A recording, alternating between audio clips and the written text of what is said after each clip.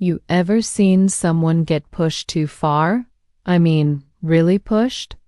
Like the kind of moment where the quiet kid in class finally snaps and everybody realizes too late that they messed with the wrong person? Well, tonight, at Lincoln High's senior prom, that's exactly what's about to go down. Meet Jasmine Carter, the new girl. Tall, quiet, keeps to herself. She transferred to Lincoln High 2 months ago, and from day one, she's been a target.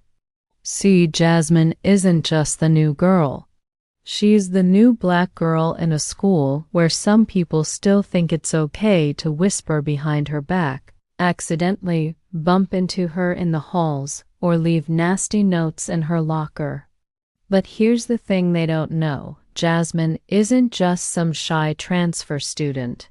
She's a ruthless amateur boxer with a mean left hook and a rule: don't start fights, but always finish them. And then there's Tyler Mitchell, the kind of guy who still holds doors open for strangers, even when they don't say thank you. He's the quiet type, the one who sits in the back of the class, minding his business. But tonight, on his way to prom, he sees a pregnant white woman struggling to stand on the crowded bus. Without thinking, he gives up his seat. No big deal, right? Except she hands him a note, and what's written on it? Well, let's just say it's gonna flip Tyler's entire world upside down. But back to Jasmine, prom night. The gym's decked out in cheap glitter and dollar store streamers. The music's loud, the punch is spiked, thanks to Brad Thompson, who swears no teachers noticed, and the air smells like too much Axe body spray. Jasmine's there alone, wearing a simple black dress, just trying to enjoy her night. That is, until Megan Cole and her squad decide to make her their entertainment. Megan, Lincoln High's Queen Bee, the girl who's had everything handed to her since kindergarten, takes one look at Jasmine and smirks. "Aw, did you actually think you'd fit in here?" She sneers, loud enough for half the room to hear. Her friends giggle, egging her on. Then comes the prank. A cup of punch accidentally spilled down Jasmine's dress.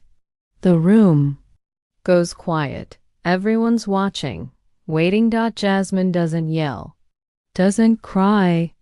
She just wipes the punch off her face, looks Megan dead in the eye, and says, real calm, "You done?" And that's when Megan makes her biggest mistake.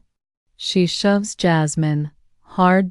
Big mistake, because in one lightning-fast move, Jasmine's stance changes. Shoulders square, fists up, the crowd gasps. Megan's face goes pale. Oh, she didn't know. None of them did. And just as Jasmine's about to show them exactly why you don't mess with a girl who's been boxing since she was 12, bam, the gym doors slam open. Everyone turns. It's Tyler, and he's sprinting straight toward Jasmine, waving that note like his life depends on it. His face is wild, like he's just seen a ghost. "Jasmine," he shouts, "you need to read this now." But before she can grab it, the lights go out. Total darkness, screams, chaos. And then a single phone flashlight flicks on, shining right on Megan, who's now sprawled on the floor, clutching her nose. Blood drips between her fingers. Jasmine's still standing, fists clenched, breathing hard. And Tyler? He's staring at her like he's seeing her for the first time, because that note in his hand, it says, "Jasmine Carter isn't who you think she is, and if you know what's good for you, you'll get her out of that school tonight." But who wrote it, and why? That's where things get really crazy. The gym stays dark for what feels like forever, but it's only seconds before the emergency lights flicker on. The scene is chaos, kids screaming, phones flashing, teachers yelling over the noise to stay calm. But Jasmine isn't looking at any of them. Her eyes are locked on Tyler, who's still gripping that note like it's about to burst into flames. What the hell is this? She snaps, snatching the paper from his hand. Her knuckles are still tight from the almost fight, and now her pulse is racing for a whole new reason. The words on the page don't make sense. Isn't who you think she is? What does that even mean? Tyler's breathing hard, like he ran a mile to get here. Some lady, the pregnant one from the bus she gave this to me. Said I had to find you now. His voice drops low, urgent. Jasmine, she knew your name, knew you were here. How? A chill runs down Jasmine's spine. She doesn't have an answer. Across the room, Megan's wailing about her nose, her friends scrambling to help her up while shooting Jasmine dirty looks. But right now, Jasmine couldn't care less about them. Something bigger is happening. Something wrong. The note crumples in her fist. We need to get out of here. Tyler doesn't argue. Outside, the parking lot is half empty, kids either still inside or already ditching prom for parties. The cool night air hits Jasmine's face, but it doesn't clear the storm in her head. Who would send a note like that? And why? Tyler pulls out his phone, hands shaking as he pulls up a photo. The lady I took a pic when she wasn't looking. You recognize her? Jasmine leans in. The woman is young, early 20s maybe, with tired eyes and a faded denim jacket. No, she doesn't know her, but something about her feels familiar. Like a face from a dream she can't quite remember. No, Jasmine says, but it comes out uncertain. Tyler swipes to another photo, the note, clearer this time. And that's when Jasmine sees it. Tiny letters scribbled at the bottom, almost hidden in the folds of the paper. Check your locker. Before they do. Her stomach drops. Back inside, the hallways are empty. The only sound their hurried footsteps echoing off the lockers. Jasmine's hands fumble with the combination, heart pounding louder with each click of the dial. The locker swings open, and there, sitting on top of her textbooks, is a single unmarked envelope. No name, no stamp, just there. Tyler grabs her wrist before she can touch it. What if it's a setup? Jasmine yanks free. Then I'll deal with it. She rips the envelope open. Inside, a newspaper clipping, yellowed with age. The headline screams, "Local boxing prodigy, 12, disappears after father's suspicious death," and beneath it, a photo, a little girl with braids, holding a trophy, smiling. Her. Jasmine single quotes, breath catches. She doesn't remember this. Doesn't remember any of this. Tyler's voice is barely a whisper. Jas, is that you? Before she can answer, a noise cuts through the silence. Footsteps, heavy, fast, coming their way. Jasmine slams the locker shut, shoving the clipping into her pocket. We need to go, now. They bolt for the side exit, but it's too late. A shadow steps into the hallway ahead of them. Tall, broad shoulders. A face hidden under a hood. And in their hand something metallic glints under the fluorescent lights. Jasmine's body tenses, instincts kicking in. Fight or flight, but the figure doesn't move, just watches. Then, a voice deep, gravelly. You shouldn't be here, kid. Jasmine's blood runs cold because she knows that voice from somewhere. And whatever's happening, it's way bigger than Prom. The hallway feels like it's shrinking, the walls closing in as Jasmine stares down the shadowy figure blocking their way. That voice, rough, like gravel under boots, triggers something deep in her memory, a flash of a dark room. The smell of sweat and leather, the sound of fists hitting a heavy bag. But just as quick as it comes, it's gone, slipping through her fingers like smoke. Tyler grabs her arm, his fingers tight. "We can make it to the fire exit," he whispers, already shifting his weight to run, but the figure moves first, not toward them, but to the side, clearing a path. The gesture is so unexpected that Jasmine freezes. This isn't an attack, it's a warning. "Run," the man says again, quieter this time. "And don't look back." That's all the confirmation Jasmine needs. She yanks Tyler down the opposite hallway, their shoes squeaking against the linoleum. Behind them, the heavy footsteps don't follow. The night air outside is sharp with the scent of rain coming. Jasmine doesn't stop running until they're 3 blocks away, ducked behind a closed gas station. Her lungs burn, but her mind is racing faster. That newspaper clipping. The note. The man who knew her or knew something about her. None of it makes sense. Tyler hunches over, hands on his knees, gasping. What the hell was that? Jasmine pulls the crumpled clipping from her pocket, smoothing it out under the flickering streetlight. The girl in the photo is undeniably her, same sharp cheekbones, same stubborn tilt to her chin. But the date on the paper is from 8 years ago, around the time her mom packed them up in the middle of the night and moved them across the state. Around the time Jasmine stopped boxing. After father's suspicious death, her stomach twists. Her dad died in a car accident. That's what her mom always said. But this says something different.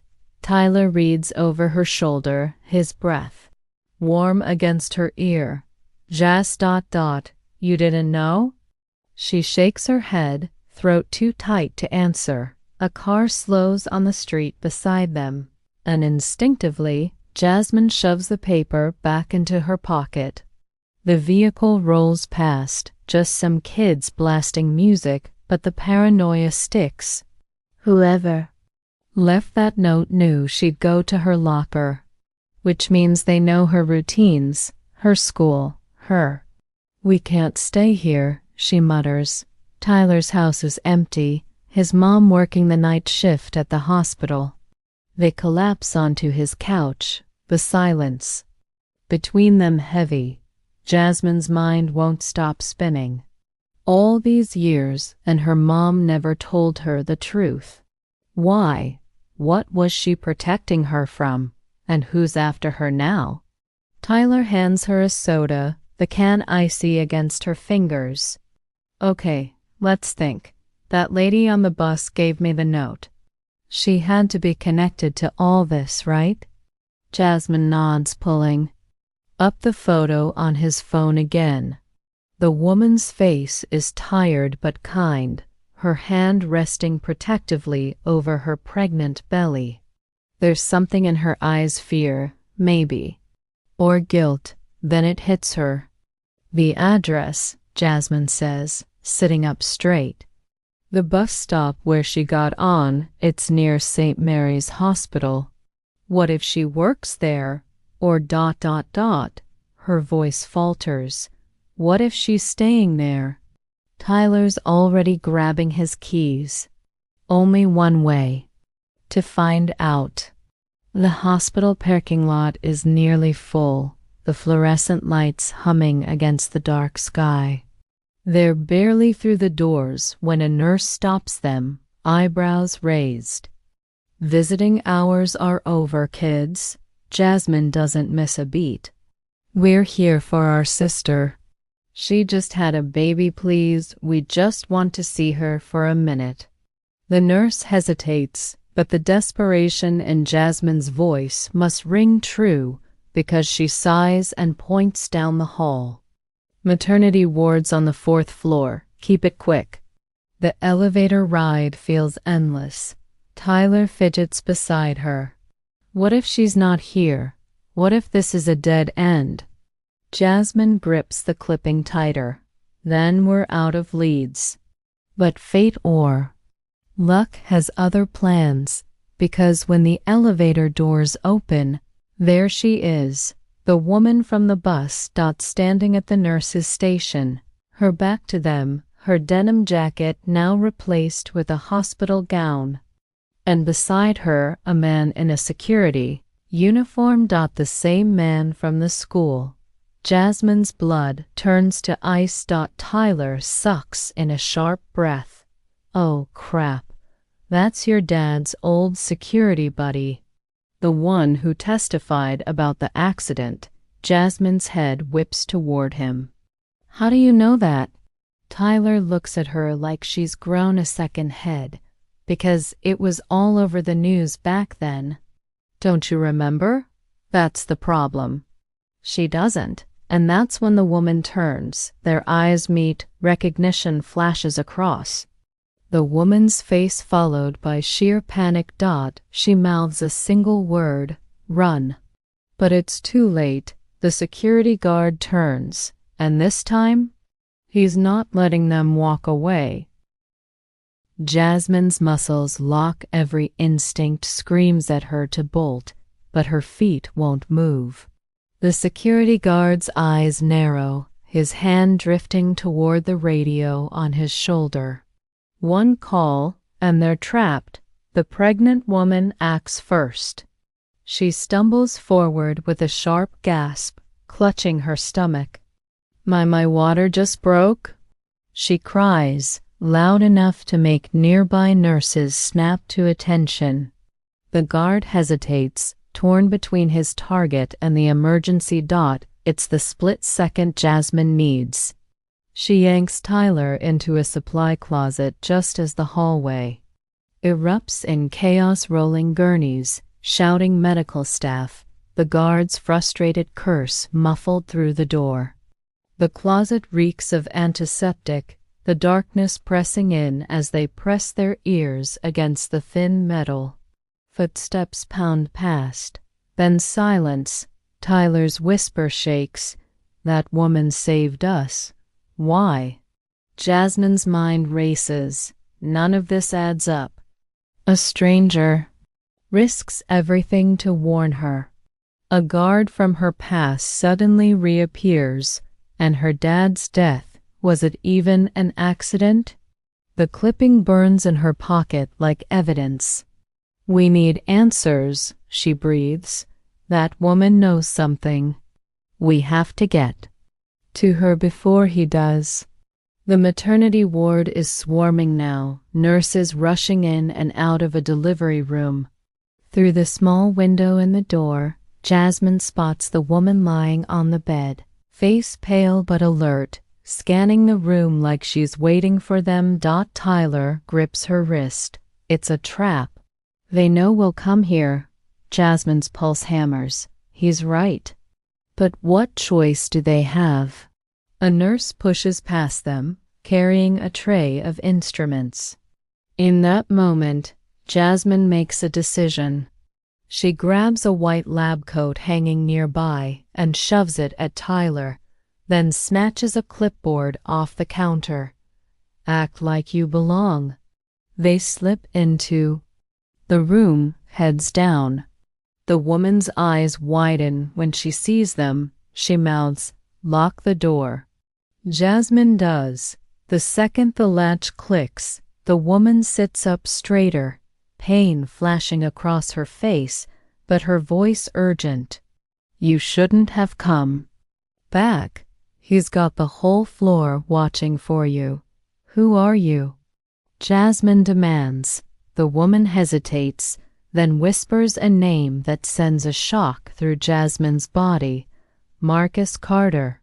Jasmine's knees nearly give out. That's her father's name. The woman continues, faster now. Your dad wasn't just a mechanic. Jasmine, he was a whistleblower.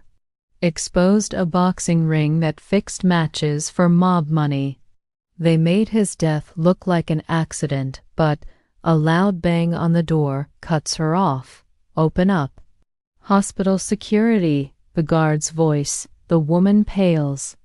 There's a back exit through the bathroom. Go. He can't find you here. Jasmine doesn't move.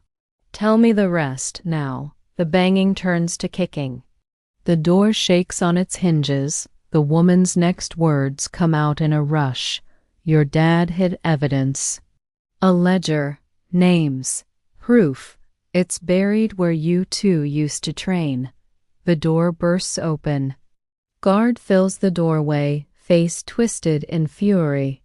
His hand goes to his belt, not for the radio, but for something darker. The glint of a gun. Should have stayed gone, kid, he snarls. Jasmine does the only thing she can. She moves.